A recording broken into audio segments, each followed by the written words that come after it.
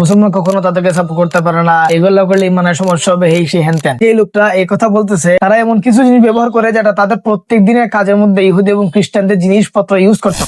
আমি বিশ্বকাপ ফুটবলের মধ্যে আর্জেন্টিনার খেলাকে বেশি সাপোর্ট করি, মেসির গোলকে বেশি সাপোর্ট করি। কিন্তু দেখবেন এক ধরনের লোক আছে যারা বলে থাকে যে এই ধরনের দেশকে সাপোর্ট করা যাবে না, তারা ইহুদি দেশ, খ্রিস্টান দেশ, তারা বেঈমান, তাদের ইমান নাই, মুসলমান কখনো তাদেরকে সাপোর্ট করতে পারে না, এগুলো করলে ইমানের সমস্যা হবে, এই সেই হ্যান ত্যান। কিন্তু মূল কথা হচ্ছে যে লোকটা এই কথা বলতেছে সেই লোকের হাতে দেখবেন বিদেশি ফোন, যে ফোনটা ইহুদি খ্রিস্টানরা তৈরি করেছে।